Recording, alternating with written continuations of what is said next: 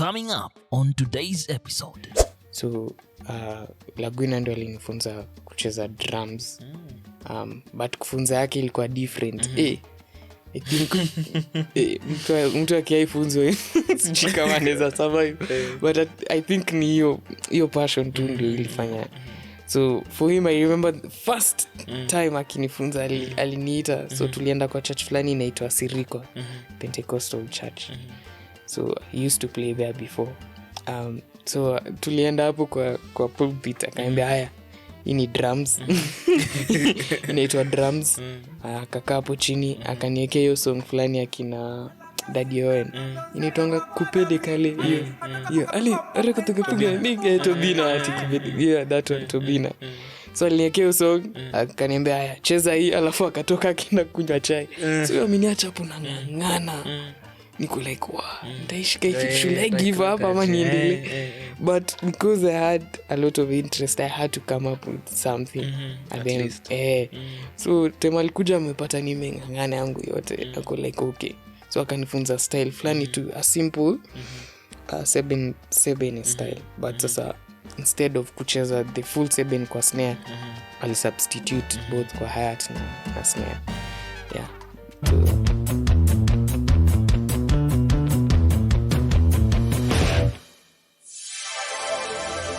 Watumishi Podcast. Ladies and gentlemen, welcome to Watumishi Podcast, the home of inspirational conversations. And I'm your host. You can call me Garvillo. Muziq is my name. Our episode is sponsored by Sauti Gang Studios, located in Karen Village along Gong Road, where we host the different guests in the different niches of their own profession to just come we unravel their journeys behind how they came about. And first and foremost, also we want to appreciate you guys for the support you're giving us through our social media handles and platforms. That is the YouTube, Spotify, TikTok, and Instagram as Watumishi Podcast. For you to be able to get insights, get there, type Watumishi Podcast on those channels, and you shall be able to get information pertaining different professionals that we bring on board to just come and unravel their stories, how they came about, what were the struggles they went through, the challenges, and how they were able to just establish their names in the different niches that they practice. So Watumishi Podcast is also an advertising platform where you can be able to reach us out through our email address, that is watumishipodcast@gmail.com, and you can be able to get a conversation ahead. So today in the house we have the one and only, who is a musician, is a music arranger, is a music director, is a professional drummer. There is none other than, they call him Pamba. Welcome to the pod, Pamba. For those who don't know you as Pamba, which is the other name? There's another name of yours that is very, very Ninoma. Speaking in tongue. Raba Cajaja. Raba Cajaja. Wakituma mpesa hiyo ndo napata. Hapana. It was a name nilipewa na one of my friends, anaitwa Holden. Tukiwa high school, is a percussionist, actually a very good percussionist. Alinipea tu tukiwa shule. Siku fulani alisema ati nachezanga ni kama mtu mwenye anaongea in tongues.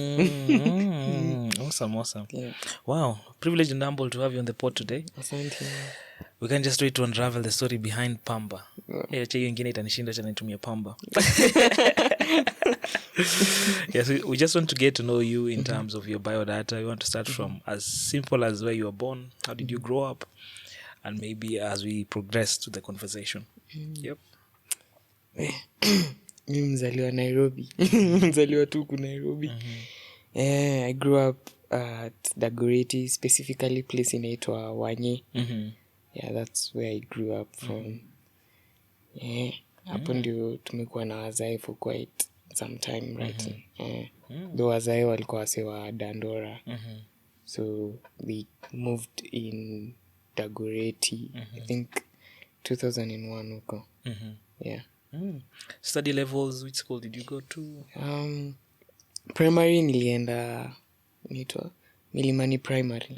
Sasa inaitwa comprehensive, hadi nilishtuka. Vitu zinachange haraka. Sasa hiyo una shule. Shule comprehensive ilitokea wapi?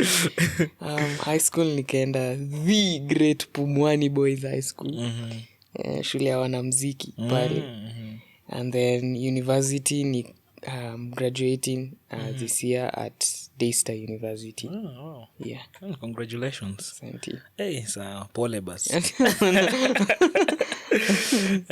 Getting to your family, maybe composition, how many are you in your family? We are 5. Yes. Yes, I'm the only boy. Yes. Awesome indeed. And maybe in your family also, do you have any person who was maybe has had musical genes before you came through to the family? Yeah, actually mzae na mom wote. Mzae alikuwa anachezanga gitaa, keys, na alikuwa anaimbanga kwa choir bass too. My mom used to sing. Yeah.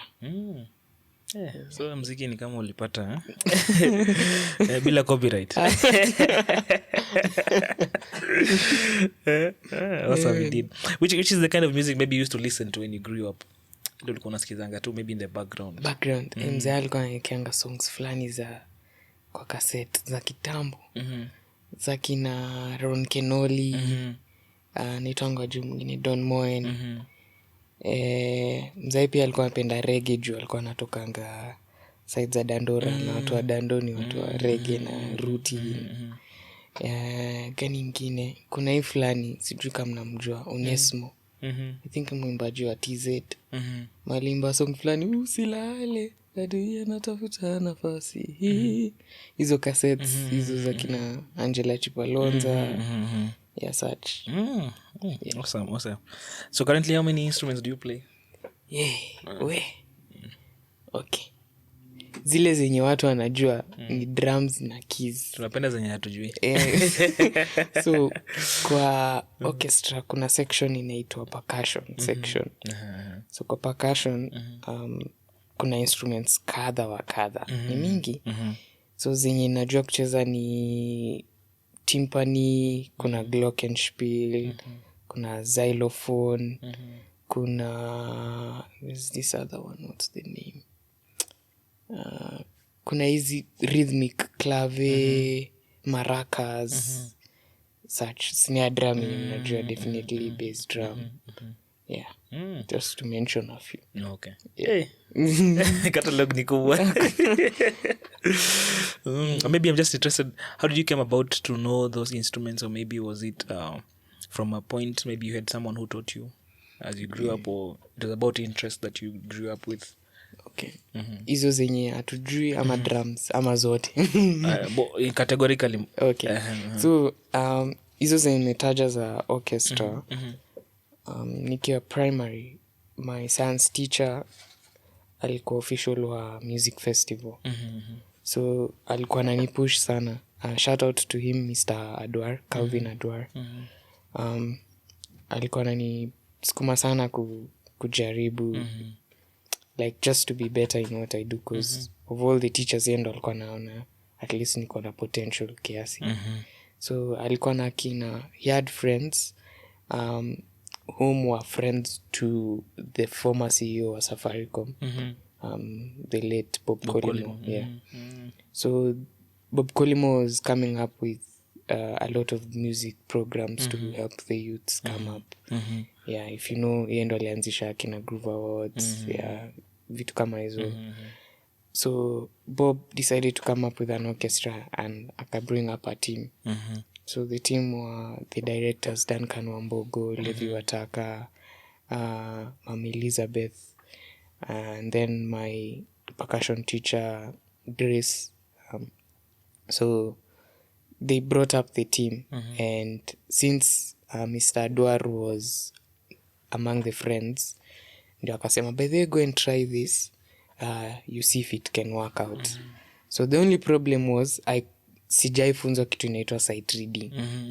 So Mr. Adwar, I think, wrote to them and told them, in as much I don't know about sight reading or anything, I can learn. Yes, because they were not ready to teach anyone how to sight read, but I can learn. So I auditioned to join Safaricom Youth Orchestra.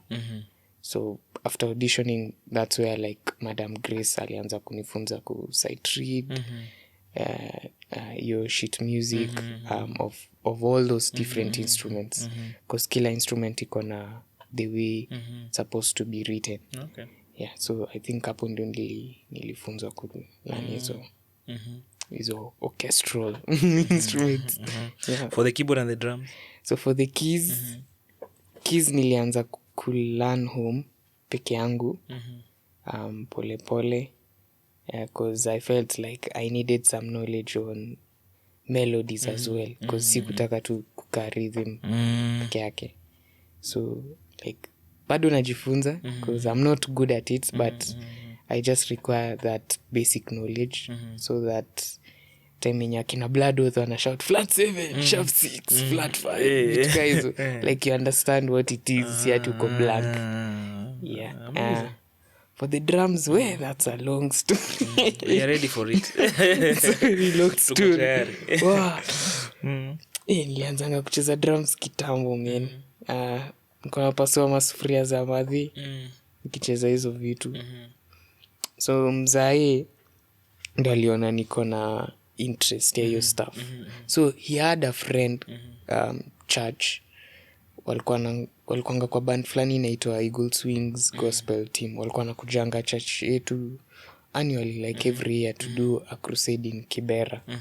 So their drummer anaitwa, shout out to Benson Lagwina, ndio alinifunza. So mzee alikuwa anasoma shule fulani LD, ilikuwa inaitwa discipleship.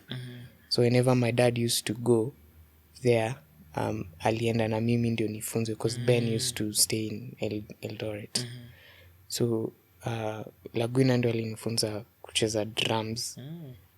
But kufunza yake ilikuwa different. I think mtu akiaifunzwa sijui kama anaweza survive, but I think ni hiyo passion tu ndio ilifanya. So for him, I remember the first time akinifunza aliniita. So tulienda kwa church fulani inaitwa Siriko Pentecostal Church. So he used to play there before. So tulienda hapo kwa pulpit, akaambia haya, hii ni drums. Inaitwa drums. Akakaa hapo chini akaniwekea hiyo song fulani akina Daddy Owen. Inaitwanga kupede kale hiyo. Ali arakataka piga nige Tobina ati kupede. Yeah, that one Tobina. So aliniwekea hiyo song, akaniambia haya, cheza hii, alafu akatoka akienda kunywa chai. So ameniacha hapo nang'ang'ana. Niko like, wow, nitaishika, should I give up ama niendelee? But because I had a lot of interest, I had to come up with something. And then so tema alikuja amepata nimeng'ang'ana yangu yote. Ako like, okay. So akanifunza style fulani tu, a simple 7 style. But sasa instead of kucheza the full 7 kwa snare, I'll substitute both kwa hi-hat na snare. Yeah. So hivyo tu second day hivyo tu anawekea song, figure out third day, because alinifunza for 3 days. So by the time tulitoka huko na mzae nikirudi, nilikuwa na rough idea. Yeah, so from that nikaanza kujitengenezea drums home na mitungi na mambao fulani tu. So hivyo tu ndo nikaanza kujifunza. So by the time nilikuwa na join primary na nini, I had a rough idea. Nilikuwa naipanga home church, naenda church fulani ilikuanga hapo kando ya mtaa. Hao alikuanga na drum. So kwa naenda huko Sunday nacheza, nikirudi home mzee ni chapa. Tandika, nikataza kwenda kwa church yujui. Following Sunday hivyo tu bwana nakimbia kule. So ikabidi mzee afanye tu kweli anunue drums church. So yeah. Yeah. Wow, awesome. What? So hata mtu akisikia na akikuona leo anaona umekuwa na process bana. Haja kuja tu umekuwa leo unasema hii ndio Pamba hapo. There's been indeed a lot. Awesome indeed. Which year was that? Yeah, kufanya wakati sasa ulikuwa introduced to the drums. When was that? Around 2009 hapo, if I'm not wrong. Yeah. Now adding your passion into it and now coming back, maybe what are those drives that now made you realize mazee kitu naenda nayo kufa kupona siachi? Wow. I think ilikuja clearly time nikiwa high school. nikiwa Pumu cause my school was shule yetu tulikuwa napenda co-curriculum activities kuliko masomo. Hata principal alikuwa anatuambia masomo ilikuwa masomo kama by the way. So we used to have this guy anaitwa Daniel Mugoshi. So Mugoshi alimaliza 2015. He's a well-known saxophonist sahi. So Mugoshi used to come and play, alafu anatuonyesha videos za places amecheza and everything, and I'm like, wow, this if muziki inaweza fanya msee afike such a level, mbona nisi give it a try. In as much your time walimu wako huku wanakudiscourage and everything, I was like, let me put in some work nione what it can do. So Mugoshi was among the people I felt like was an inspiration to what I'm trying to achieve. I haven't achieved what I'm trying to achieve, but niko kwa hiyo njia. Yeah, that, and also mzee alikuwa bado anatuchezea hizo masidi za kinajua celebration. So ukiona Sabu, you're like, wow, I would love to be in such a platform, manze. Yeah. Oh, awesome. So I see around you some of them people who have maybe influenced you into, they have challenged you into getting better and better each and every day. Yeah. Oh, awesome indeed. And maybe what were the challenges and struggles maybe you went through while wanting to get best at what you do? Ni mingi manzi. Nakumukanga moja, I think hiyo ndo ilikuwa catapult yangu kusema, you know what, let me prako. Acha ni prako nione venye. I won't say his name, but I'll give you the story. My uncle, hata nilikuwa nimesahau kumtaja, oh God. Sasa huyo ndio unaweza sema he has been like my msimu alinipush sasa to the extreme. Because for him, tukiwa church yeye ndo alikuwa ana make sure ananiita tunaprako na yeye. Used to go for band practices flani tao. So akienda anaenda na mimi. Hakuwa ananiacha mtu, naenda na yeye, anambia twende usikie vinyo watu wanacheza muziki huku nje. Usikie. So mi kwenda na yeye ndo ilikuwa the first time kupatana na Moiz Basinza. Hiyo ilikuwa around 2012 huko. Before akina Moiz waanze kujulikana. Kuna huyu mwingine nimesahau jina yake, is a lead guitarist.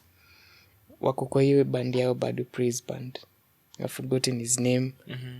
Pia walikuanga kwa hiyo band pamoja. Muguna? Not Muguna. Okay, ikikuja hiyo jina ndawambia tu.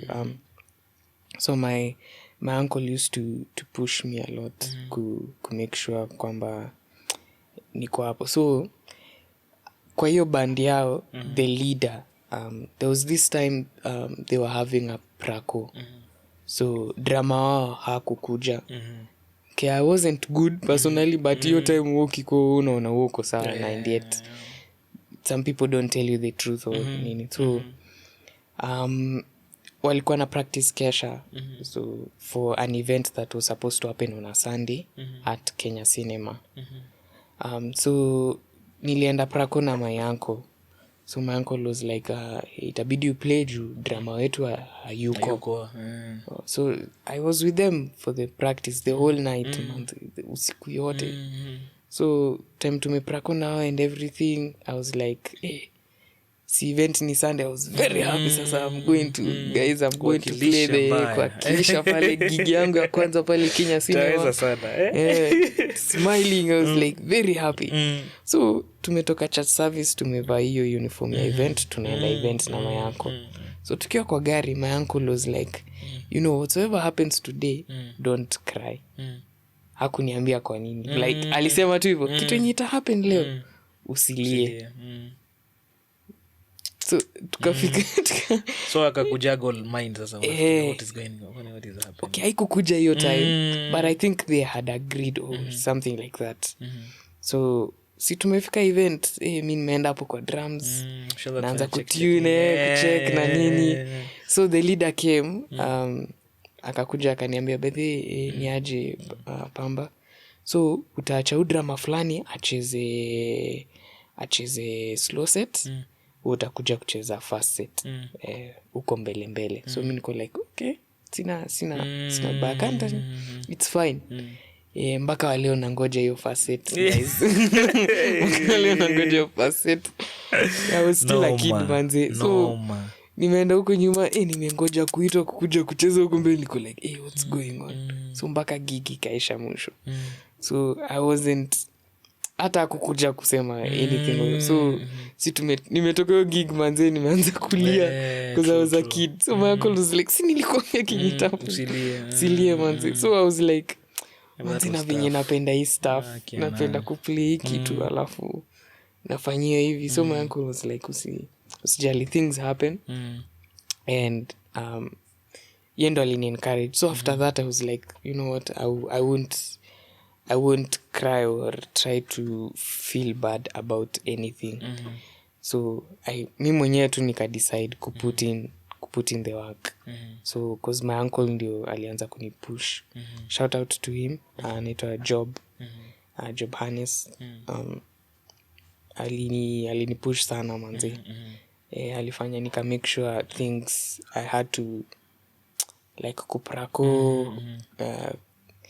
So from there ndio sasa mimi mwenyewe nikaanza kurealize by the way kuna different kind of genres huku nje. So it's among the stories nikikumkanga sasa niko like I think kama inge happen singejipush to become better. I'm not good yet, but I'm pushing every time to become better and to also help other people as well. Awesome. Such a good story. Your story ni normal. I can imagine what you're feeling at the end of that. You're feeling wasted. You're feeling that time nimeinvest ku practice inish ni kwa fiti. I say like hawaoni. But we thank God it catapulted you to be better, you know. Kwa mtu mwingine ingemua. Ingemfanya aseme kama ni kazi ndio kufanya wacha ikae. Maybe what are those genres of music that you've listened to that have solidified your playing? Sasa okay. I think after kujoin your Safaricom Youth Orchestra ndio na feel nilianza ku understand na ku appreciate other genres na feel zenye nilikuwa naona hizi si za maana. Because your time I think tulianza ku create a rapo na Bob Colimo. So it was my first time kuenda launch ya Jazz Fest before sasa waanze kufanya the actual gig. So walikuwa na launch.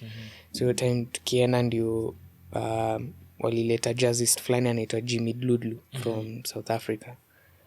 Walikuja na drama wake. So your time wale big musicians wa Nairobi walikuwa pale Michael Joseph Center. So tulikuwa na kina Manibaya, dramas wanoma. Kuna fulani alienda majuu anaitwa Zama, kwanga drama wa Nairobi Chapel Ngong Road. So hiyo time ndio ilikuwa mara yangu ya kwanza kuona D.O.P kuicheza hadi kushikashika. Niko like this is a good drum. Niko like hii si yenye tumezoea kuona huku kwetu ma-CPK. So I think jazz. So hiyo time nilisikia first time yangu kusikia South African jazz. First time yangu kusikia Mwanzele kwa zamani kuna time tulienda into sections, wase wa guitar walienda kando, drama. So hiyo time kasikia Mwanzele, hiyo time kasikia kuna salsa, kuna hizo Cuban music, kuna a lot of, cause kila msee alikuwa na kama na play. Niko like wow, mimi nilifikiria najua kumbe sijui, I don't know anything. So hizo eye openers. Alafu after your jazz launch kuenda sasa the Jazz Fest itself, Safaricom International Jazz Festival, kuna kila artist mwenye na kama anacheza muziki different like ina slap. So every time like hiyo exposure, every time nikienda niko like kumbe kuna muziki zingine huko nje zina bamba zaidi. So hiyo exposure pia ilinisaidia kujua hivi ndio zinafaa kuplayiwa and everything. Hapo ndio nikajua Richard Bona, nikajua pianist fulani anaitwa Alfredo. Mse keys, oh god, like kuona hawa wase wengi. Nani mwingine like different artists naweza sema hivyo walikuwa walichangia mi kuunderstand hizi genres kabisa. Na kukuwa pia disciplined. 'Cause kama musician usipokuwa disciplined kwa craft yako msee haizi understand language yenye una try kumuongelesha. Yes. And maybe sasa during I believe in the process of solidify whatever you're playing, there are mass practices that you should have done or that you did to ensure that una separate your hands zinazoea like I can naweza peleka hii kitu hivi na expect brain na hands ziko zinawaka at the same time nisipeleke na brain alafu na hand nipeleka iende ikwame. So I believe kuna practices zenye ulifanya zika solidify whatever you do in terms of your playing. And maybe what are those practices that you did? Okay. Kuna kadha, kuna rudiments. So neza separate the rudiments in different. So neza pata kama ni paradiddle, neza accent kila letter or kila word.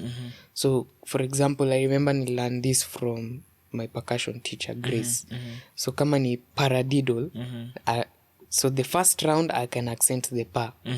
The second round I accent the ra, para, the ra. So instead of accenting pa, I accent the ra. So the third round I accent the d. So para d to para d. So hivyo tu. So I exchange that kila, I make sure me accent those. After that I can nitasemaje, neza exchange. So instead of accenting with my hand, I can accent it with my foot. So the paradiddle or paradiddle vitu kaizo. Like you change, you like una play around with it most of the time. So unaweza pata I play around with that. Or I can listen to a song. I don't know if this happens to other people. I can listen to a song, nizapata groove flani, i groove sijaisikia msee akiplay huku Nairobi or Kenya tuseme hivyo. So I praco the groove, but I try to change it just a little bit kiasi. Niza juggle up kiasi. Neza change venye maybe ya alikuwa na accent kwa snare, neza accent somewhere else. Vitu kama hizo. Kama kuna groove flani nili change tu kiasi. Ilikuwa one of my friends from TZ anaitwa Samuel Mwalema. Kuna groove alicheza kwa song flani inaitwa Maserafi ya nani Hendrik Mruma. Aliplay hiyo groove fiti sana. Hiyo groove ni kali. Wow. It took me a week kuishika because it was a really good groove. So kwa my YouTube page, I remember I sent a reel. I had changed that groove. Instead venye alikuwa na accent kiasi na nini, mimi nili accent zote kwa snare drum. So I play the groove and then kwa accents na zi accent plus the ghost notes kwa snare drum. So I was like, it's something good to try and think of different ways to help your mind or rather your hands feel free. Usikue tu place moja kwamba i groove ni groove ya hii song. You can play around with whatsoever is there. Yeah. And across your growth, I believe, has there been a circumstance where you've had to unlearn something? Yes. In order to just grow as a drummer? Yes. Yes. Kwanza Seben. Oh good. Kenya I think watu tunapenda Seben, but ni sawa. I had to unlearn how I used to play Seben so that I understand. And this I learned, as I said before, tukianza podcast. Mgoshi alikuwa of help sana in terms of my growth. There's one thing he told me: if you want to understand particular grooves of particular cultures or of a particular country, first understand it from their perspective, not your perspective or someone else's perspective. Like learn from them. Don't learn it from yourself. Learn from them first so that you understand it. So how I got it this way is Mgosha alituambia he had to travel to alienda wapi? was it Rwanda or Burundi, just to listen to their songs, to ask questions, so that anytime anacheza sax for that particular genre, he understands how he's supposed to play that song from their perspective and not how you think. How you think yes. should be played. So for me, I had to unlearn how I play seven and learn it from the Congolese so that ni understand that seven inafaa kuchezwa hivi si venye tu mimi nafikiria. Yes. So manzi, I had to unlearn a lot of things. Hata vitu zingine I had to learn that sometimes your groove have like solid kabisa. Hizo ni vitu zenye nimeambiwa. So I had to learn that. So ndio ni understand by the way. Ukiplay lazima uplay msea feel groove yako imejaa. Awesome indeed. And silence seems like a one letter or a one word, but it really means a lot. And maybe there are some instances that the role that silence plays in a drama, I believe there's a role that it plays. It's not just always about having things in it, but there's at some point that you feel silence plays a role. Maybe to you, what does silence articulate for you? Nasema it articulates like synchronization. Like unaweza pata you break tumeamua kwamba tukikata hapa tukate si wote.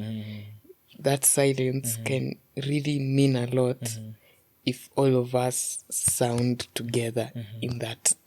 Najua most of the time wasiofikiria tukikata lazima msia either run ama something. Sio lazima like hiyo kunyamaza tu. It can show that we are all thinking together. A good example is tukifanya nizamishe with Bloodworth, with akina Simi, Makmula, Jomastakis, Danley Taba.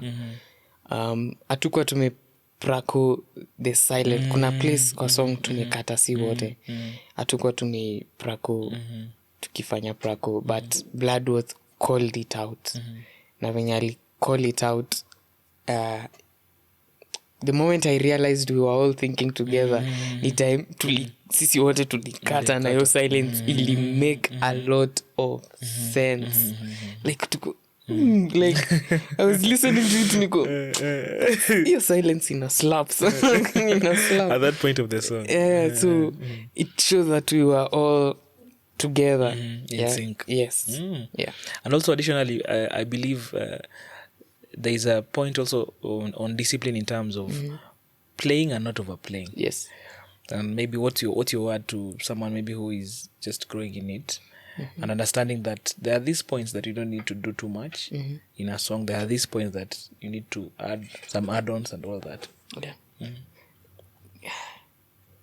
Okay. I think in a song, most people feel like that we need to put a lot of salt. And then another thing yenye msana misinterpret ni if you're in a recording, most people are like, they have to know that I did this particular thing here. And it's not about you. Individual. Yes, it's about us. So like if a song requires you to play groove, just keep the pocket. There are particular songs that require you to put the information. Hata wewe mwenyewe utafeel this song requires me to put the information. But don't just put anything and everything in a like too much information will spoil it. So it's a lot as well, in as much wase wanasemanga like they have to know, because I think hapo ndio maybe tunaumia kidogo, or rather mwanamuziki unaweza pata msee aizi itwa cause mtu ana feel huu nikimuita ana overdo vitu mingi instead of just listening to the song. Like unaweza tumiwa hiyo audio na msanii. I know a lot of you have a lot of ideas and everything, but trying as much to be in sync and don't just overplay. If the MD tells you to overplay, just information. But as long as you feel like this song does not require that, don't add it. Don't add it. Yes.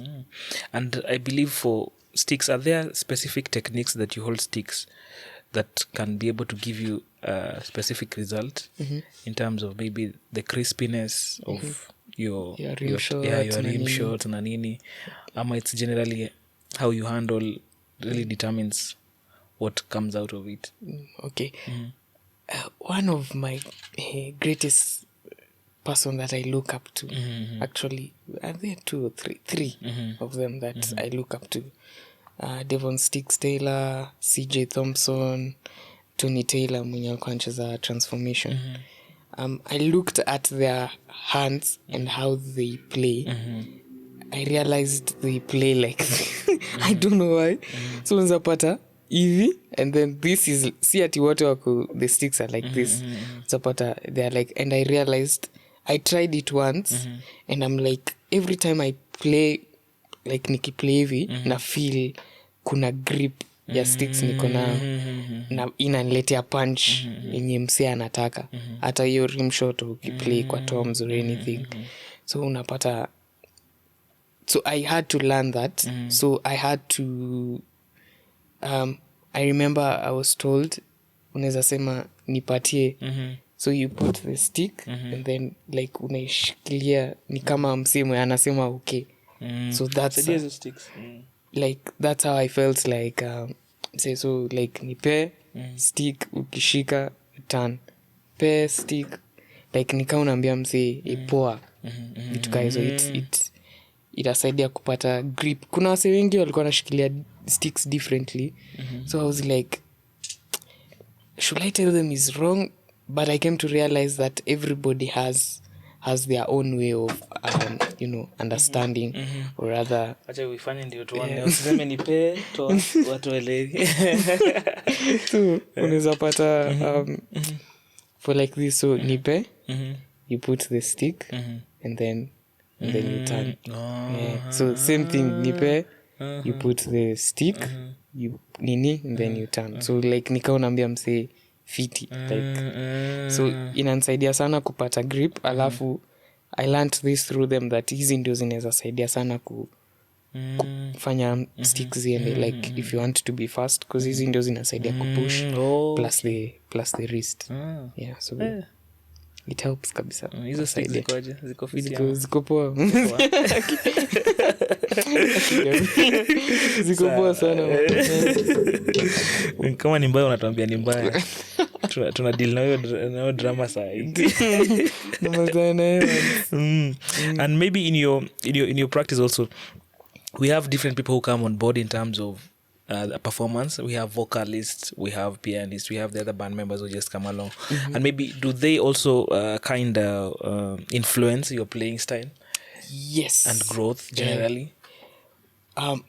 This is something, okay, sijai ambiana hii. But every time nikienda, for example, to play for an artist, I ask them, every particular song tunafanya, I ask them, what do you expect of me in this particular song? Do you want me to overplay? Do you want me to keep it cool? Do you have an idea of a groove that you wanted for this song? Like, what nini unataka? So that I understand what you are thinking, and then whatsoever I will implement, it can either be closer to what you want or maybe better. Ndio isikae ni kama we are not working together. Yes, because you're also helping me to grow and also to understand what you need.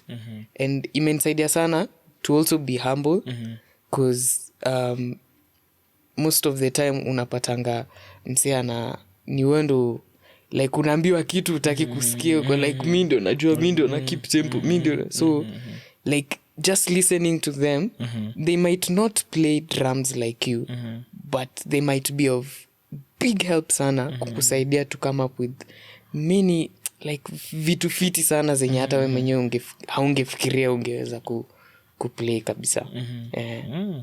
And maybe how do you keep your playing fresh each and every time? What are the things maybe you just do to ensure that you're up to beat in terms of whatever is music is coming out, and also you're always fresh and not repetitive in terms of your patterns and everything that you do? Prayer.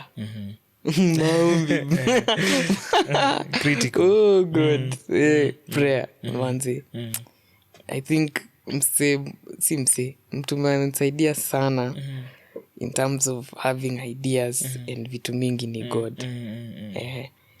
Siwezi sema ni prako, yes, imenisaidia kukeep fit and on check na kuprove Mungu kwamba like unaona hata mimi na put in the work, but like 99% of it ni God. Yeye ndo amekuwa akinipea ideas, yeye ndo tunaweza kwa gig tuliprako something different, but tukikuja hiyo siku ya gig execution is totally like God just says by the just try this here and you see vitu kama hizo. It's something na feelingi most of the time I am grateful sana of knowing God. Wow, amazing. I mean, and that really points out that submission to God really asserts a lot in terms of even of what each and every one of us does, our giftings in everything. That submission gives you direction. Yes. Submission to God gives you direction of how even you're able to entangle across things. Maybe what has been the biggest challenge of you maintaining this sustainable career of a professional drummer over the years? What has that been maybe most challenging thing that you've grown through?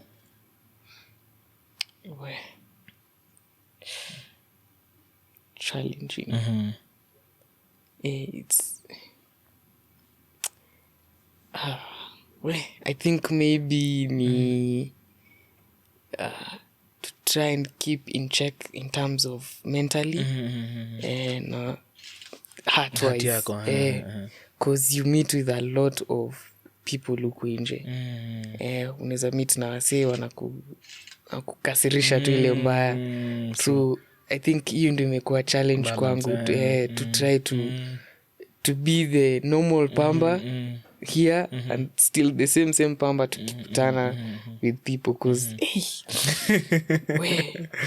mambo ni mengi. Mambo ni mengi. Watu wanapitia huku nje kabisa. Awesome.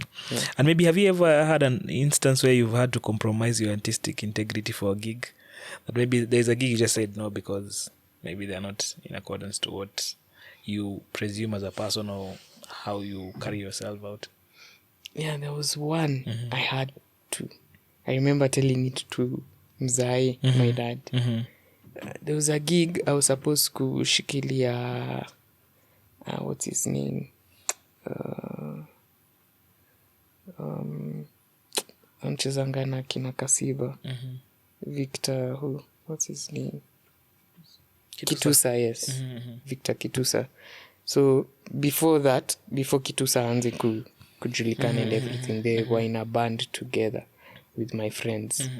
So that band used to play for Heart the Band.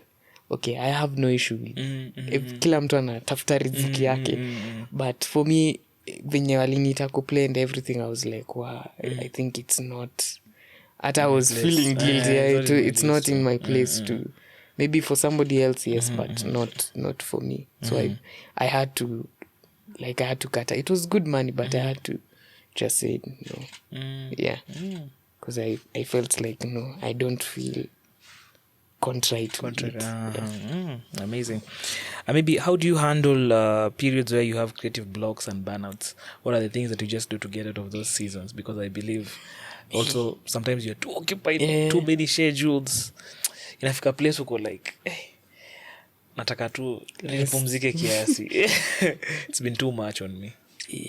So one is I can cancel the gigs and just take rest, because I learned this through some guys who are helping me to grow, that you need rest, manze.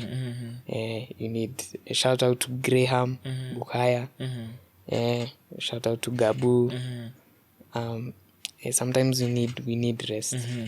We need rest, man, especially for musicians.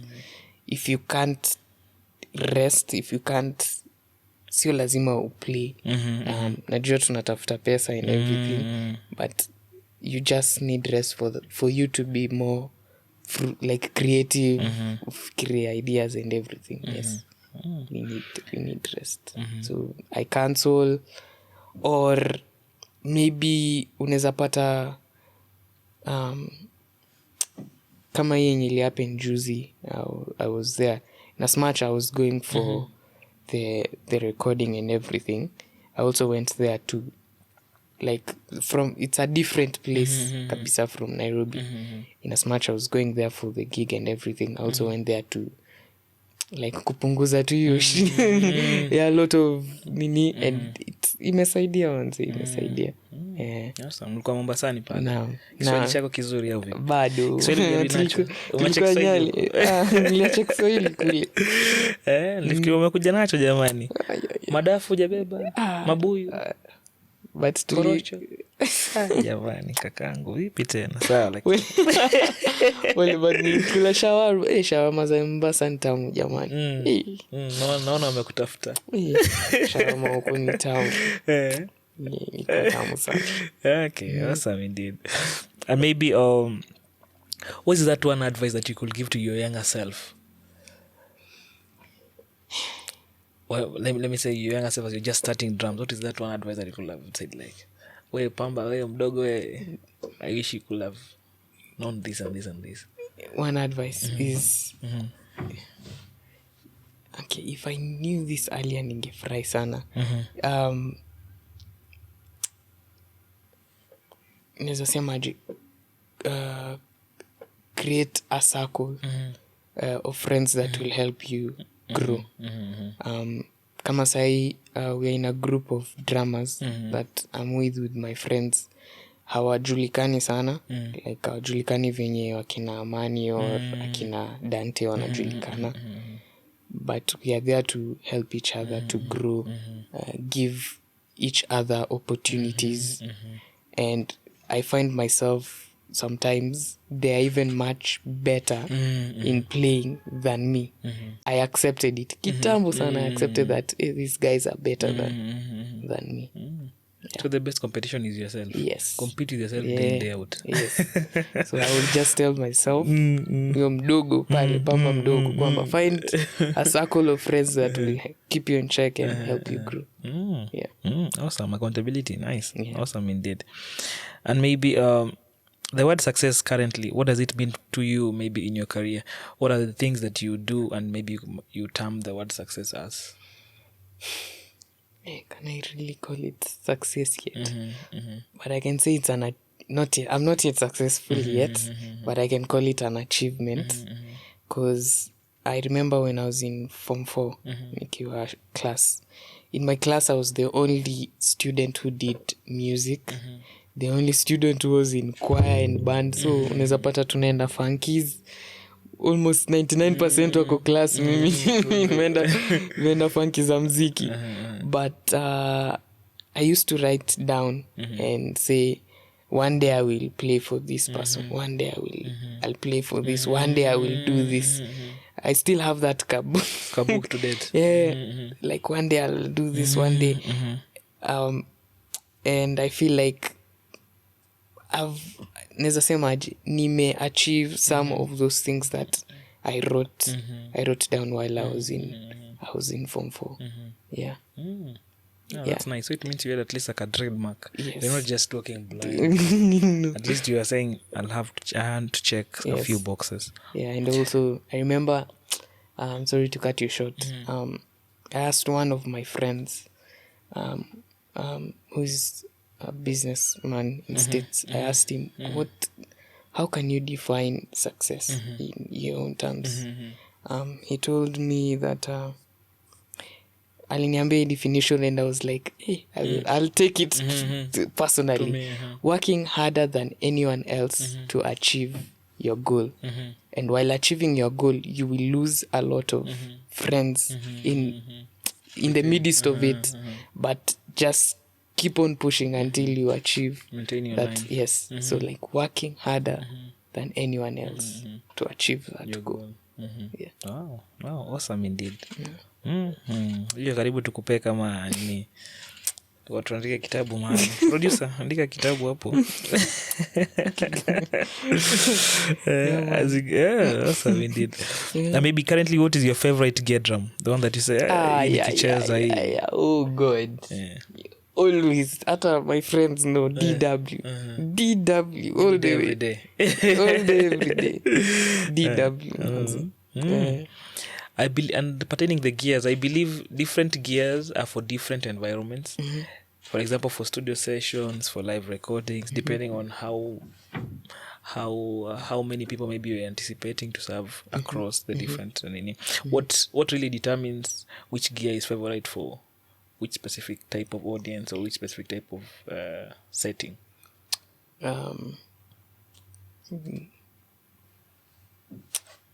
Can I really say gear or songs? Sometimes I feel like songs ndo zina determine the particular gear that you'll use for the place. For Eunice we really needed a strong gear because the songs carried some weight in it, carried some groove, carried some nilifunzwa kitu mzito like kitu kubwa kwa Kigiriama warimbom like ugali kubwa sima so it needed some strong gear so you can't use a 7-piece on a studio session I don't know but I feel like you can't use a big kit on a studio session that you feel those songs feel intimate seem cool vitu kama hizo so also the place actually can also determine the particular the gear setting that, Amazing. Maybe how do your practice routines look like? Are they scheduled or are they depending on the are they a bit flexible depending on how your schedule looks like? Okay, practice session for artists you as a drummer. or for me you as a drummer, okay mi prako usiku manzi prako usiku mi prako tu usiku neza sema the moment nili realize okay I take one particular song for every week so every week from a particular time to a particular time and from a particular section to a particular section yes so every week one song or sometimes naeza chukua mbili if I find this one a bit easier Maybe which exercises or drills have had the most impact in terms of how you play?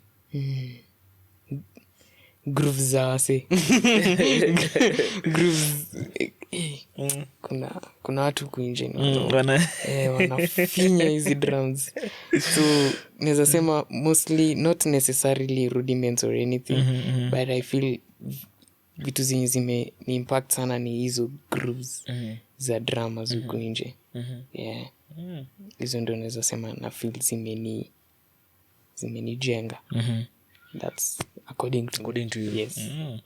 And also additionally I believe you play with different people, different settings, especially different bandits and maybe that makes me ask like which are the critical areas that you've learned are important during your collaboration with other people. What are the things that you've learned are critical for you when playing with other people that you also just need to know for you as a drummer so that you also in the environment and you're also understanding this is the kind of environment that these are the people I'm dealing with. Okay. This is what I'll give them because I feel this is the type of music they are really,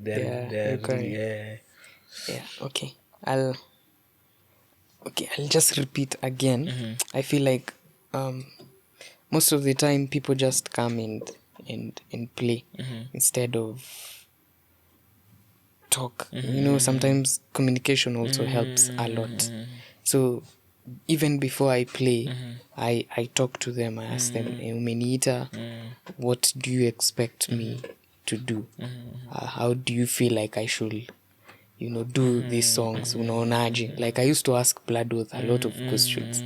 Bloodworth, unaona hii song tunaweza ifanya aje? Unataka nifanye nini? Na expect ni hapa anasema hii cheza chini, hii ni kulie chops, hii fanya hivi.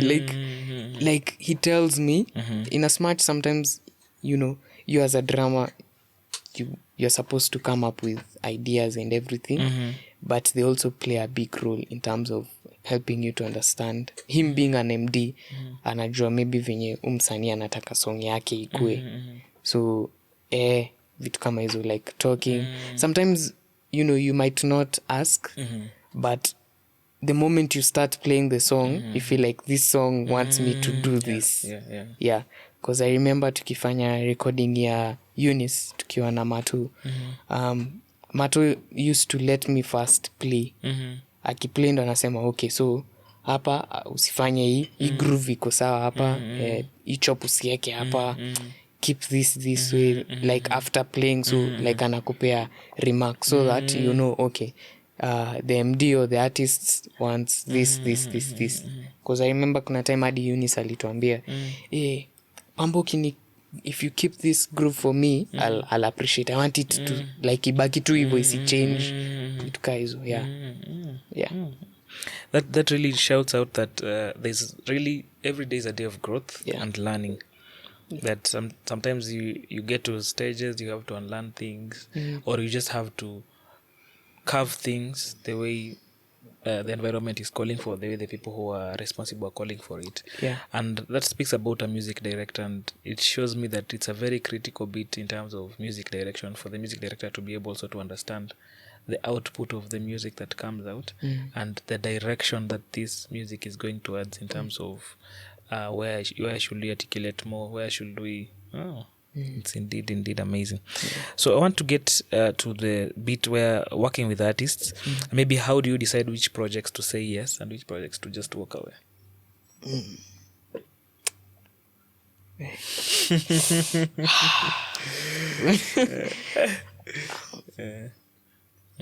What are the things that just make you say this is a yes project or this is just a no project for me? Number one, prayer.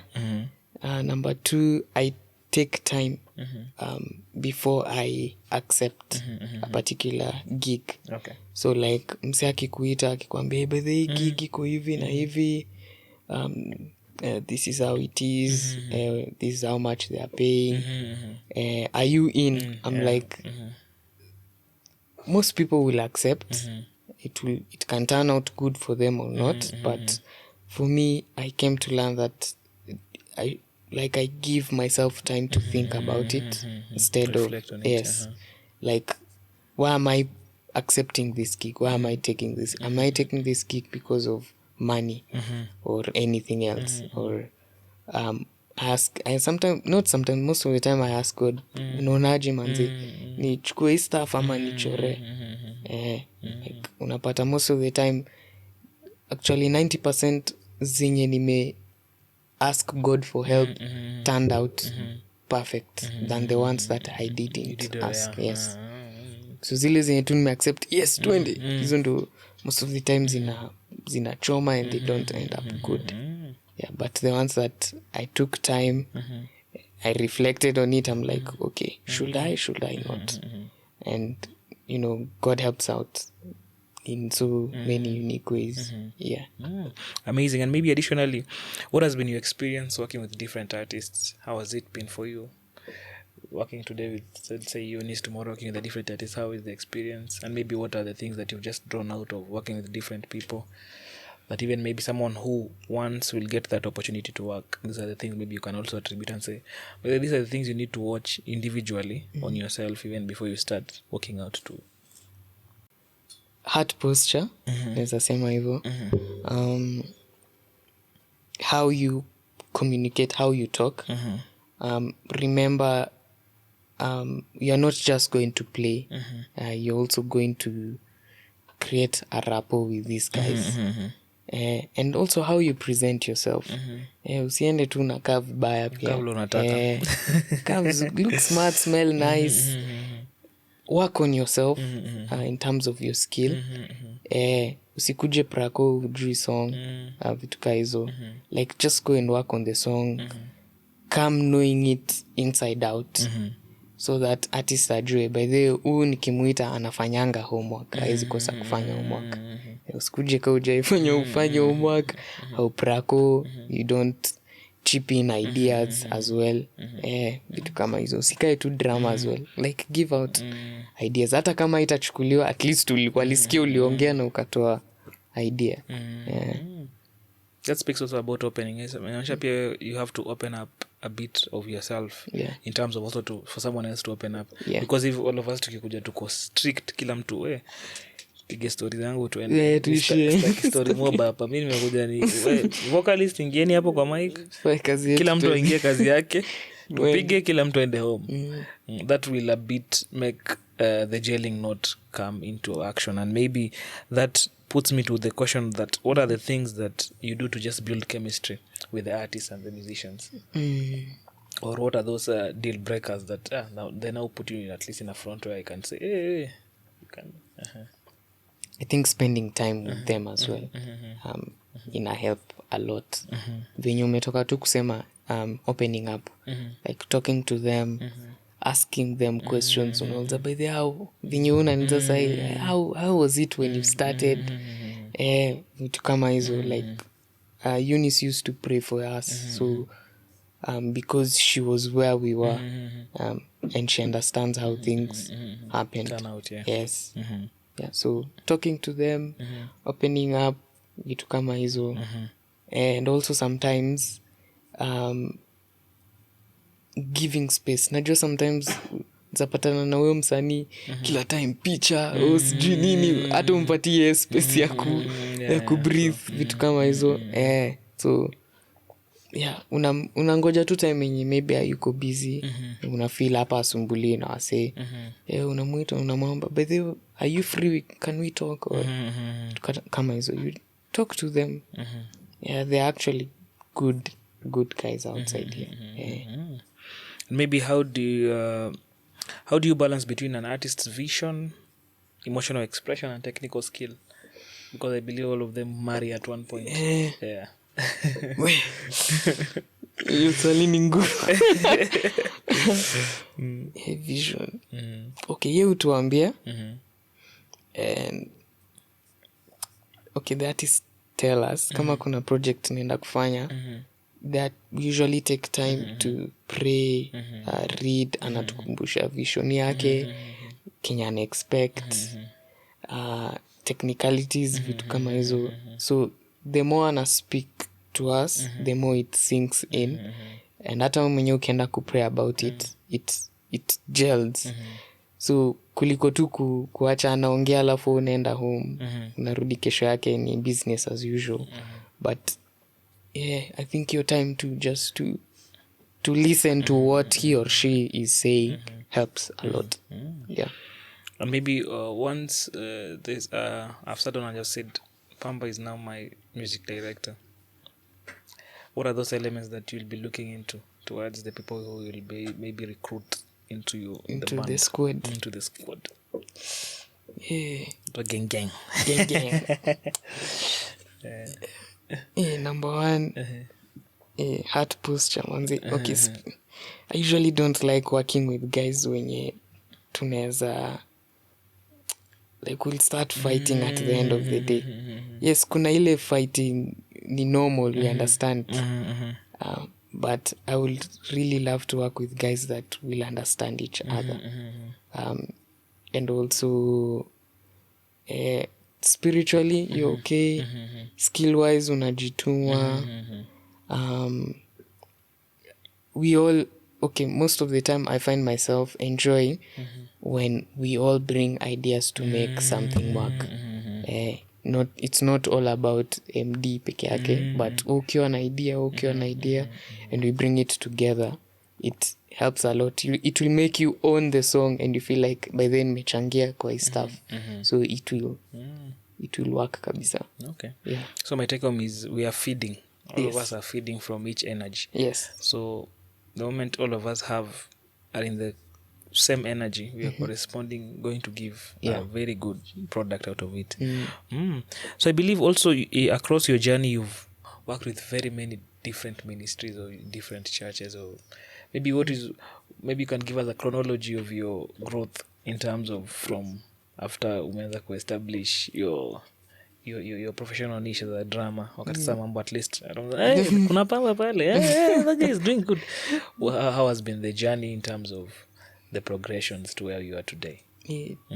Tough actually. I've played for, is it 4 churches?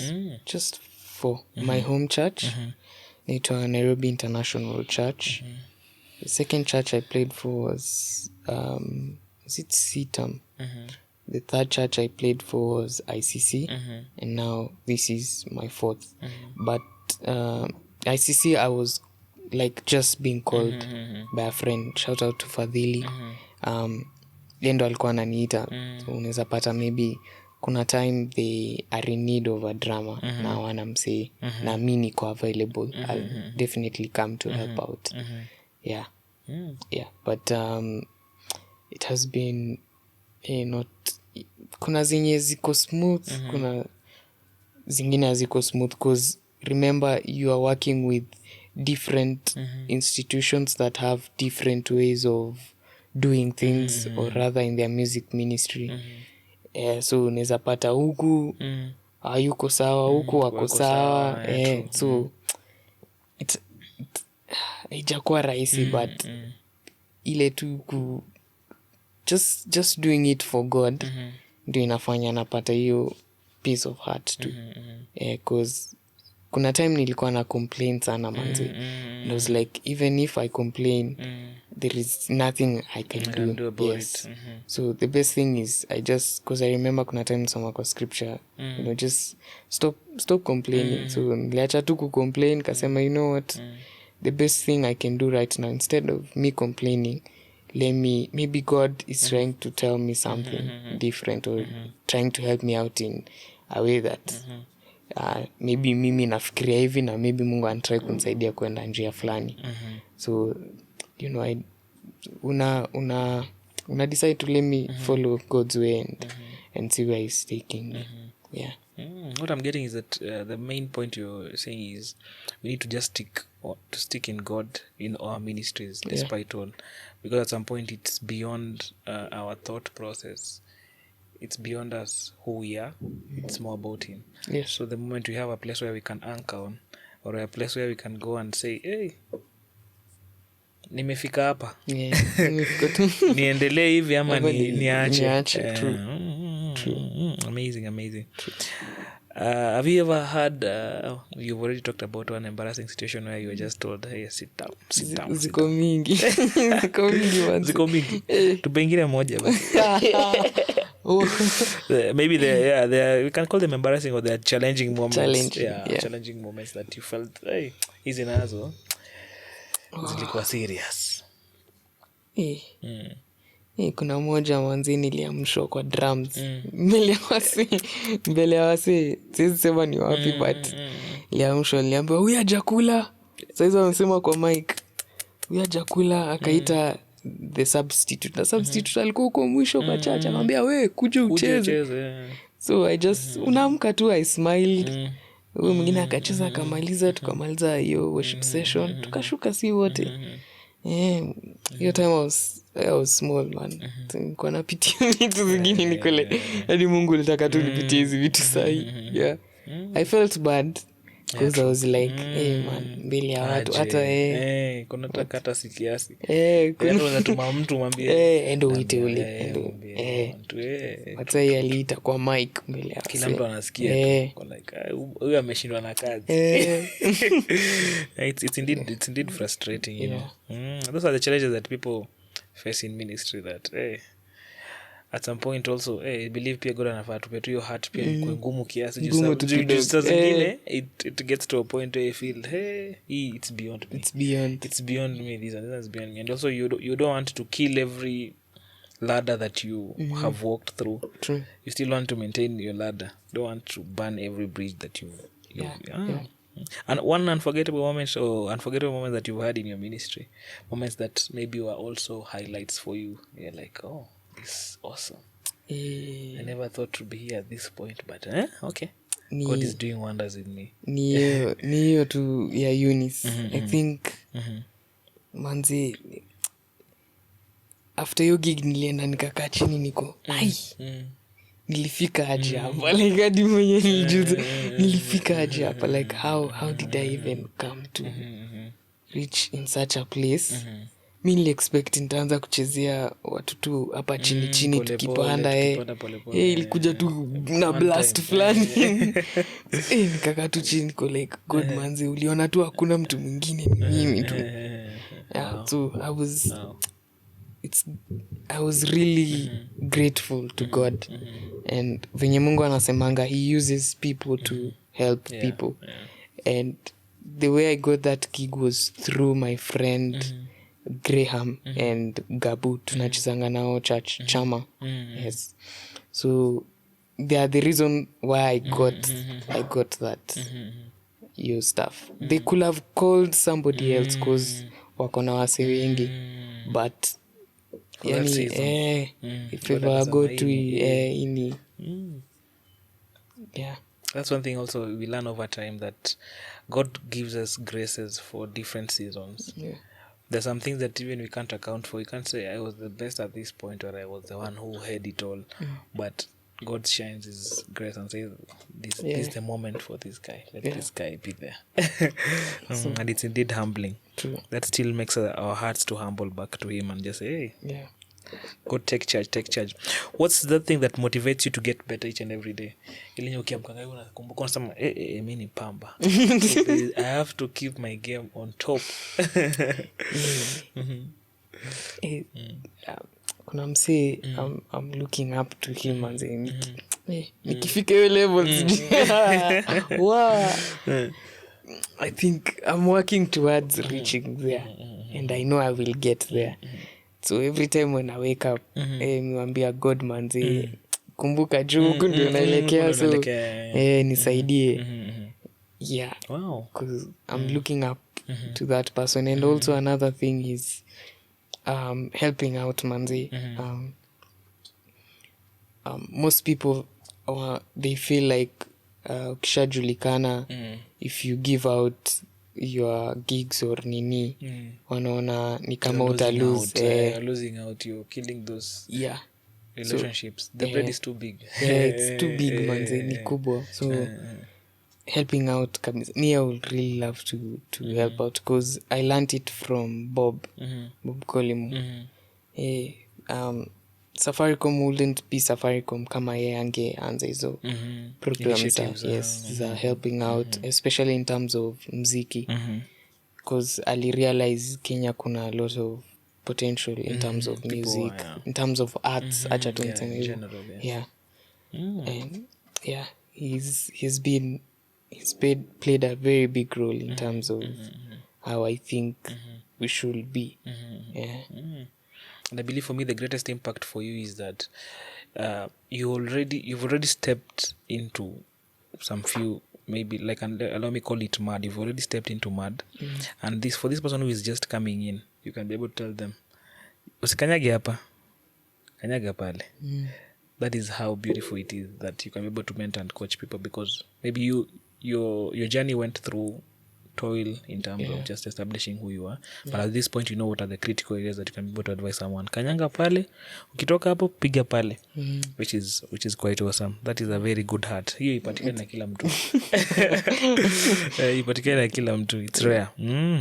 So on the technological part of life is that technology has come about, and we've come about with the digital audio workstations that have come on board, playing stems and everything of the kind.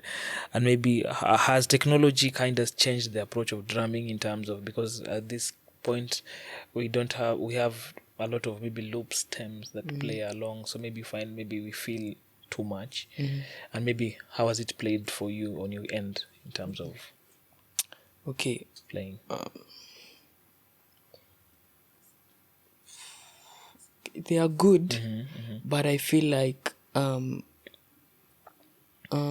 tukiwa praco or rather we're in practice, I prefer we don't use stems or we can use the loops to keep time and everything.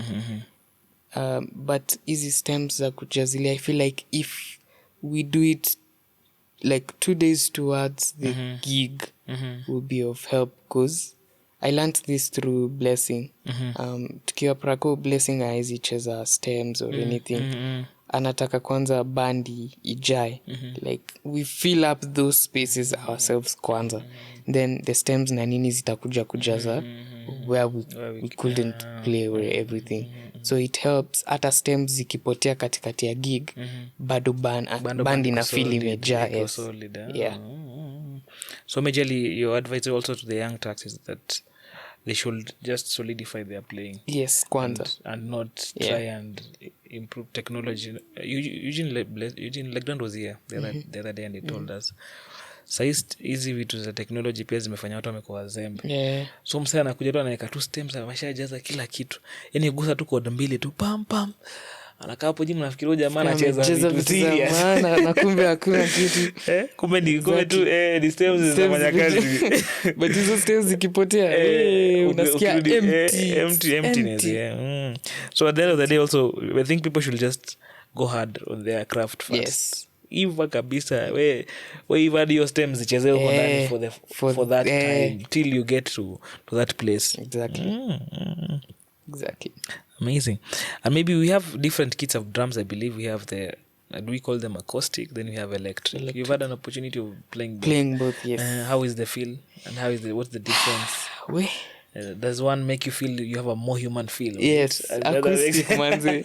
Acoustic makes me feel unaweza cheza vizuri. Najua electric hawezi eka ile sembe ambao unataka hivi unacheza cool. But I feel like if both play a really big role. If Kenya could reach a point where we could merge the two, inaweza kuwa poa sana. Because I'm not trying to say we take the culture ya wase wengine, but so unapata most of the time kuna drummers wanaweza cheza acoustic, kuna drum part mahali and everything. Inatusaidia kufanya vitu different, but it's within the same kit. Awesome. And maybe are there specific technologies, for example, triggers, MIDI pads that have become essential in your setup? Roland manzi. Roland PDX. Triggers bado sijapata opportunities kuplay nazo, but if I would, I'll learn, because I'm still in the journey of learning and becoming better. So naweza penda kupata opportunities playing with such. And also technological wise, I believe we have online lessons, we have applications these days that just tutor you into different genres or different types of playing. How has it been helpful in terms of the general scope of a drama? Do you see those things helpful lessons? And maybe, or it all also depends on the initiative of the person to indeed put that into practice? Yeah, I think it does. Because me, when I grew up, I don't think zilikuwa. I don't think they were there until you could get drum lessons through Nini. Yeah, so I think it may help people to get easily learn drums freely. But it will be of great help sana ukipata tutor hapo karibu na wewe who will be able to correct you, be able to show you, by the way, hapa na hapa you should do this, because unaweza learn from YouTube, but how you play it won't be as solid as someone who was there watching you play and tell you, by the way, try this, like play it with najua YouTube ana record according to the minutes ako nazo, akwambia try this, so unaweza ona umepata the first time, but ukiwa na tutor hapo atakwambia by the bado hujaipata, so next week when we come, or rather tomorrow when we come, keep doing it until I'll tell you that yes, I at least in a sound. Let me pick up your mind on, do you feel the modern technology may expand may restrict drummers' creative role in terms of production and maybe band inclusiveness? Not really. Not really. Yeah, not really. I feel like imesaidia imesaidia msee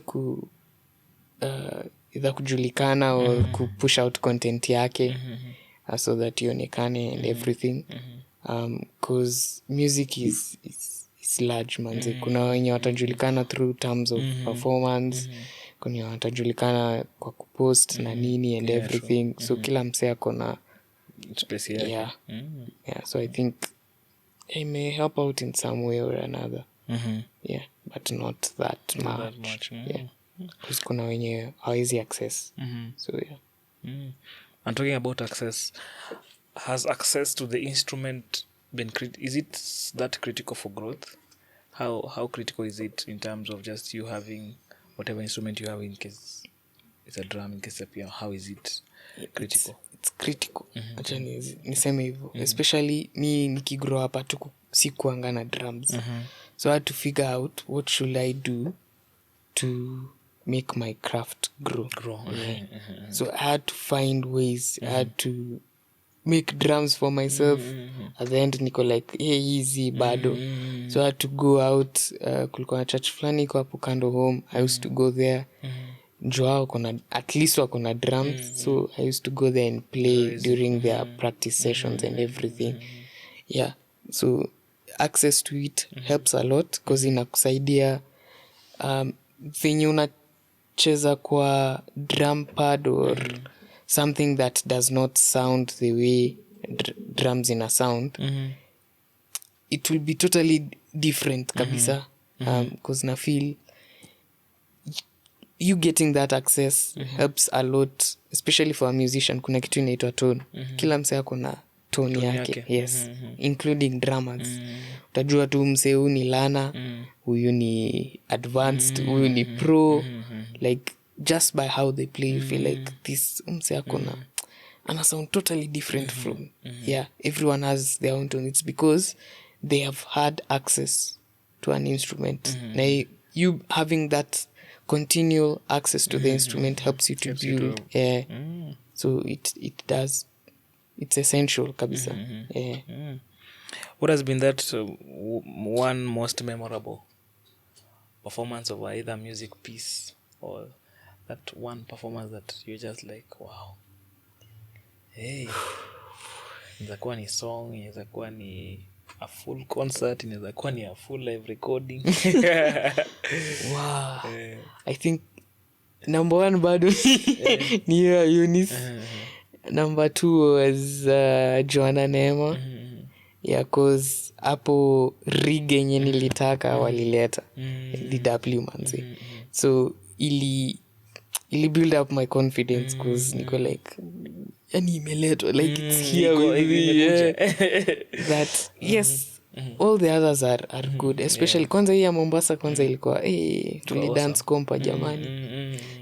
So like they are all of them are memorable. Yeah. Personally. But my number 1 was that one for Eunice. And maybe that speaks about how critical is it, for example, now for even artists or musicians need to know this, that some specific instrumentalist you'll call upon, they will be able to give you what is outright for them to fill up that kind of space or that kind of setting or that kind of live recording. And maybe it's critical for also artists and musicians to just know that some of the things that instrumentalists always inquire or require you to do, they play part a major role in terms of them executing that vision, whatever you have to whatever you want to get out in terms of your music and everything. So I believe kunatakana kuwa na hiyo consensus. Isikuwe naulizia hii wanaambia kuna hii. There's really a different feel in terms of also you as a person feeling the fulfillment that I am able to execute this on this specific kind of. Exactly. And I believe for musicians, as you grow by, I believe you understand the different things or the different genres that require different types of instrumentations. That's why I believe, as I've talked to you and through the different types of episodes, you hear that people have a specific kind of kind of rig that they love, that they feel this can deliver whatever I'm thinking it should deliver. So also artists bana msiko nini hiyo sana, msikatae, msikize. Listen to the instrumentalist, open up, tell them these are the available, maybe they have a number 2 they can tell you kama hii utapata basi tutafutie. I think most artists wanaogopa kuongea. I don't know why. So unaweza kuwa umemwandikia hii first option, they're like tukimwambia hii haiko anaweza back out. And yet hizo mshafika at a very critical moment. And yet if they could just talk akwambia by the way tumekosa hii, do you have a second option? Kama hiyo second option haiko naweza kuuliza okay what do they have, so that I can see can I compromise or can I talk to someone that can give you what I want at an affordable price. Or whatever adjustments I need to make on it. Exactly. I might not love the snare for that specific drum you want to bring, but I might think I might come with another snare, or I might source you out with another snare that will really, really fit the specific performance. Yes. Awesome indeed. So I believe, for instrumentalists, it gets more out of proportion. It doesn't now, it's not, we don't even view it as an instrument, we view it as part of us. You play instrument that now it's part of yourself. You feel maybe how has your relationship grown with drums, or how has it evolved over time? Well, Manzi, well, sometimes I play and I'm like, wow, there are some things I used to struggle playing, and I find myself easily playing it. So it has grown well personally. So whenever I play, I feel good. Yes, I feel I need to put more work, but I feel fulfilled. I feel at peace most of the time. Naweza pata nimejam, naweza kuja nimeboeka manini, but the moment I start playing with the drums and other guys as well, I feel better. Yeah. Is there a style or setting that you haven't played yet, a genre that you haven't played yet, and you love to explore on it? Kuna moja. I think we are working on it. There's a song soon itatokea baadaye later. Ni hiyo Cuban, hiyo salsa. Okay. String salsa. Okay, Cuban music. Hizo ma salsa na nini. So it's a genre that I'm learning. I'm learning for one of my particular friends. Okay, I think IG imefanya unaweza pata msee virahisi. So kuna particular guy from uko Cuban. Kuna venye tu yeye ana play hiyo salsa. Like to me auxiliary percussion. Anacheza from a drum kit perspective, but ameongeza vitu to maybe cowbells 2, but how he plays una feel yes, this is how I love to play to play salsa. So that's a genre that I'm really working on to make sure that iko poa. And also in growth, I believe there are things that you work on, there are things that you presume to work on and you've already maybe accomplished, and maybe currently as we speak, are there things that you are currently working or pushing to just still improve on them and just still get to where you feel? There's a place I'm envisioning. I'm not yet there, but I'm pushing towards getting to where. Okay, wanasemanga you don't need jobs, but we still need them, man. It's still part of what we need as drummers. So I'm really working on my chops as well. Yeah, because in as much tuko na grooves na nini, I'm also working. I'm not where I want to be in terms of playing chops. Yeah, but I'm getting there pole. I will be there soon. Awesome. Yeah. Are there maybe drummers or artists right now that you just that are inspiring you in terms of your creativity? Yeah, man. Wako wengi. Yo young drama circle in tuko now. Those guys, man, those friends of mine wenye wako hapo ni wanoma manzi. Samuel, Jonathan, Baraka, Loco Junior, I don't know if I've forgotten also wengine. like they are really inspiring me to be better because they are better than me. Yeah, and also artist wise, like ukiona song yenye mse ameimba, you're like, hii song ni poa sana, and you're like, wow, I wish one day so like as I said, I had written down zile vitu nikiwa high school, writing it down. I'll play for this one, I'll play for this one. Yeah, so kuna wenye bado sijawachezea, but I know one time I'll play for them. Also internationally, kuna dramas bado wanani-inspire. Huku Kenya wako akina Jaziel, Brolin, Zak Alpha mwenye alikuwa hapa juzi. Who else nimesahau? Dante. Ni wasi wenye ukiangalia wako like ni wasi wana inspire to become better. CJ, niko na mori anaitwa Caleb. Wasi wanoma sana. Hata ile band yenye nilikuwa nao nita Gracefield, kuna wasi wanoma sana hapo. Dramas wakina Brian, so fiti sana. Benja. Yeah. And I believe also interacting with people, there are people that maybe you made relationships with that now ceased from just becoming friends to family. And maybe how critical do you think relationships are in terms of music growth? Because as you said, there, for example, that gig of Eunice, it was just a matter of someone whom you had a relationship with that bids your name and says, hey, but Pamba should go for this.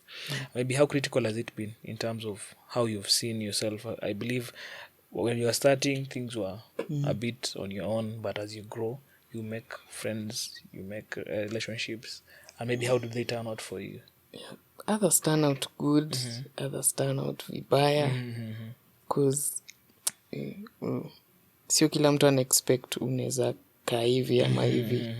Yeah, but I try my best to make sure that kama nimekukosea, I apologize.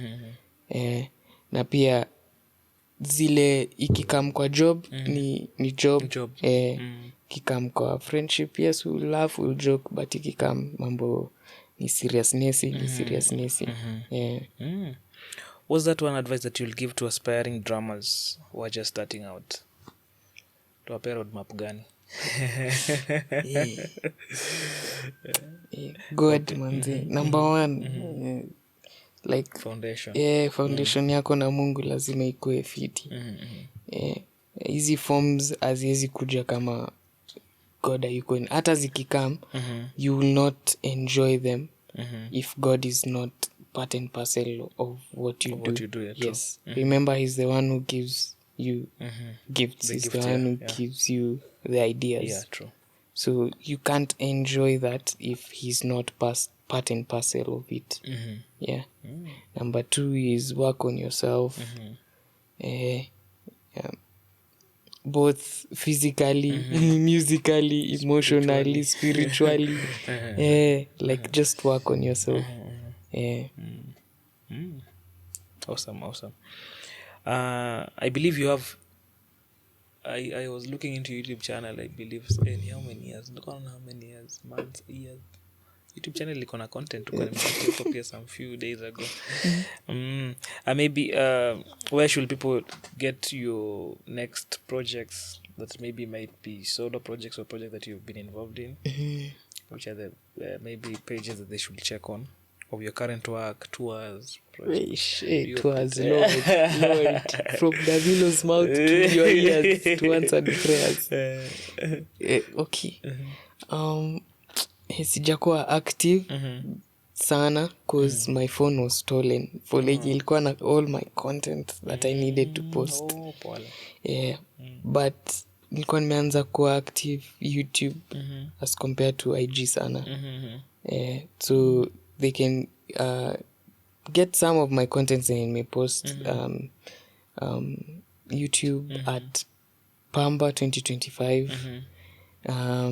IG ni hiyo raba.cajaja, Cajaja with C, Cajaja, raba.cajaja. TikTok same thing. Yeah, I think TikTok is raba_cajaja.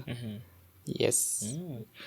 Currently, maybe do you have are you planning for any drum clinic sessions, or do you offer any tuning classes? Clinic. Oh, Jesus. Soon. Hata tunseme for the clinic soon. Yeah, but I do offer drum lessons if called upon. Definitely. Yes.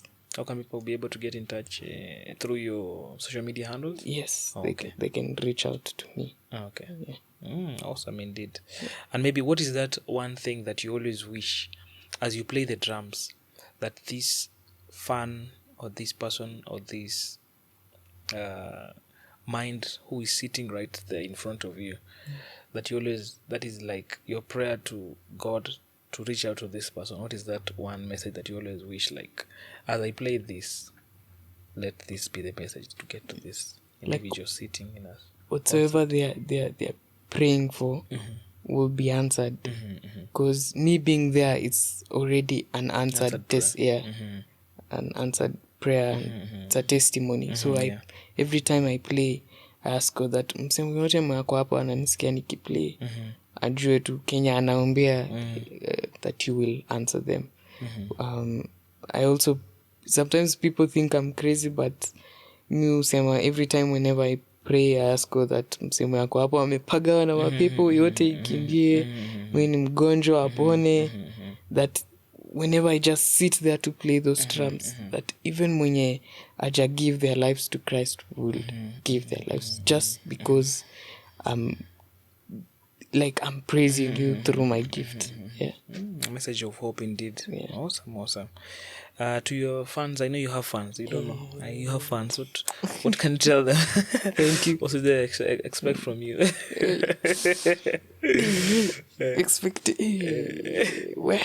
Expectations. Vitu zina content zitakuja zitakaa. For now I'm working on that, so a lot of things are coming. So yes, thank you for being there and being of support sana. Especially my number one fans are my parents, and my family as well. My dad, mom, and my two sisters. So I'm grateful to them a lot, because without them akungewahi kuwa Pamba. Au kunisaidia as well, kunipush, kuniadvise. Nashukuru sana. Awesome. Such an awesome place to be supported by your own. You know, it feels super. Super great. Very true.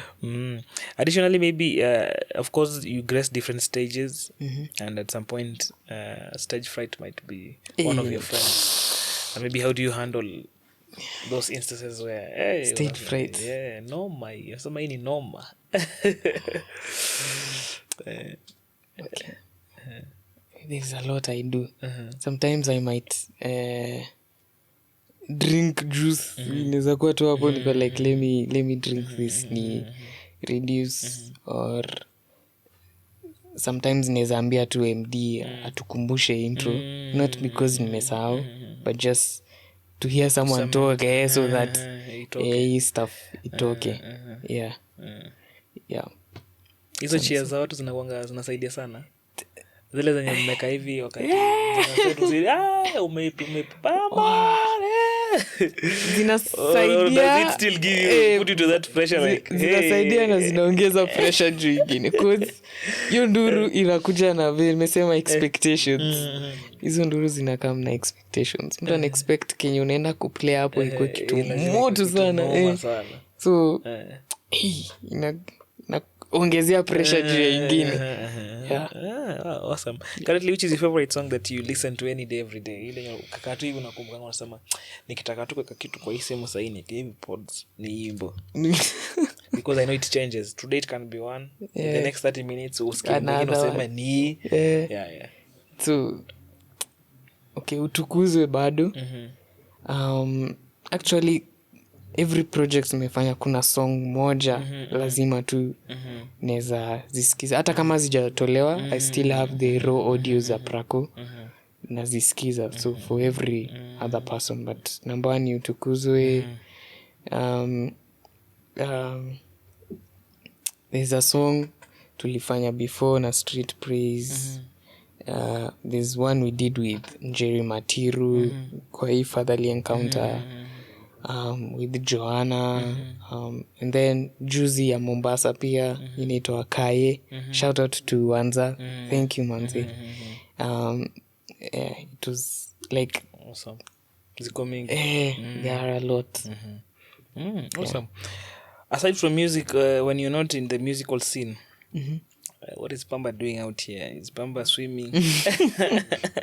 Pamba is studying. Pamba anasoma. Sometimes I read or go for walks. Or what else? I love adventure, manzi. Hizi ma long trips na kutravel na wasi your friends. I enjoy that. Inanisaidia ku relieve or rather ku reboot myself. Yeah. Awesome. Given a blank check today and you're given a week and you're told, Pamba, you have a sponsored week at your desired hotel. But now you need to put in a name of an artist or a band member or an instrumentalist that you just want to get their mind on how they think about things. Who will this be? Is it from Kenya or any other artist? Kenya, outside Kenya, then even in the world. Wanaweza kuwa wanasikia kupigia simu kwambia tukutane sasa nikombe 1 2 3. That's a tough one, manze. Niko na wengi, niko like should narrow it down. Lazima niseme mmoja manze. Wanasema tu as many as they are. You never know. They might be hearing or escape podcast and by the way, let me get in contact with Pamba. Si niko na namba yake hapa.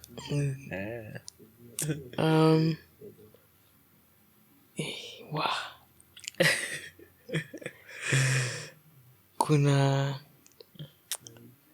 Blessing Basinza, Mato Masava, Joe, Wells, Lafont, Das, kina Nick Kera, wasiwa Icons. Nani mwingine nimesahau? Kuna rafiki yangu anaitwa Xavier, Simi. Who else? Okay, I think nimesahau wengi. Kenya wako wengi. Majuu neza chagua kadhaa. Neza chukua maybe drummers wawili. That's Devon, Sticks Taylor na Tony Taylor as well. Just to know how they are thinking. Because how those guys play, man. I'm like, I will ask them a lot of questions, man. Then go like, how did you even reach here? Wow, yeah. Awesome indeed. What's your favorite food? Food? Chopoi fam. Chopoi. Mimi napenda chapo. Every day. Nini? Chapo. Shawarma. Nilikam kupenda shawarma after kutoka Mombasa. Ay. Mombasa I will come. Wanza lazima uturudishe huko. Nilikula shawarma ya Mombasa niko like, this is the thing. This is what I've been missing. Niko like, what am I missing? Shawarma sana. Kuna ingine kuku. Na enjoy food, pia drinks. Apple juice. I think so. Napenda milkshake ya strawberry. Vitu kaa hizo. Nimeambia watu ili wajue. Jusa mimi unanisaidia kumarket. No, nimewasaidia wenyewe wajue. Wajue wakikuita kwa set what they should bring along if they want to get to the core. So nona vile nimewasaidia. Wow, indeed an amazing conversation with Pamba here. Imekuwa noma, imekuwa good. So even as we wind up, I think they can follow you on social media platforms. Yeah. That is TikTok at Raba_Cajaja. IG is Raba.Cajaja. Then YouTube ni Pamba at 2025. No, at Pamba 2025. Wow, such an amazing conversation. Thanks for coming Mazaz. And as watumishi sisi tunasema we give you your flowers as you're still here. Tungoje upige pale mlango tukwambia ati you're doing a good job. You're doing an amazing job. Thank you. Keep on Mazee doing it for the Lord. Keep on inspiring souls. Keep on opening up your heart even to ensure other people grow in their spaces. Yeah. And that's the way to go. And I can remember an encounter tulipata nayo kitambo. Maybe at your time tuko tunajuana, hata mimi sikujua one day I'll be standing here sitting in this space. Kitambo we were serving in Sitam. We used to have the Saturday PM session that used to happen on Saturday evenings. So we used to come early. We used to see you there. Rako, hey, this guy is very serious. Who's this guy? Nani huyu ako very serious, anamaliza prako yake, anafunga vitu zake, anatoka anaenda nyumbani bila maneno mingi. Ama nimuulize hata si tucheze pia, mnaambia wewe Hakuna. unataka nini wewe? Hakuna. But such an awesome conversation, Maze. Thanks for coming through. We appreciate you big time. It's an open space. You can be able to collaborate with us in things that you wish us to be able to get into. And we're looking forward to a Pamba session where we just come and listen to you play drums 2 hours, you know. Itakama, I'll make sure to do that. Hadi nilikuwa nimesahau kumention mtu mmoja, Bloodworth manzi. Kuna Bruski mwenye anasaidia sana pia ni Bloodworth. Abarikiwe sana pale yako manzi. Awesome. Na pia wasi wenyewe wananipea hizo opportunities. Kabisa kama Wanzaman, Wanza called me twice actually. Mara ya kwanza alini call, schedule yangu haikuwa akaniambia tu itabidi tu ukue, I will wait but itabidi wewe ukue, and show that how someone anakuweka, and I'm grateful kabisa kwake. Na Mungu ambariki zaidi. Amen. And additionally, it's because of the value that you bring on the table. If you could just be anybody playing everything, nobody could call you. Nimekukata, you're saying something. I was also saying wazae pia. The scripture yasema children obey your parents in the Lord, for this is right. Then ikaongezea honor your father and mother, for this is the first commandment with a promise. So most people don't understand that part ku honor. Yes, so give honor to those people that honor is due to them. So I honor them, my parents, and to those guys that make sure they give me a call to find out how I'm doing, to check up on me. Akina Joanna, Neema, Graham, Gabu, like they are good friends, and I'm grateful kabisa. Wow, awesome. Welcome to Watumishi family. Asante. Here you are. So until next time, ladies and gentlemen, adios. Asante. Awesome.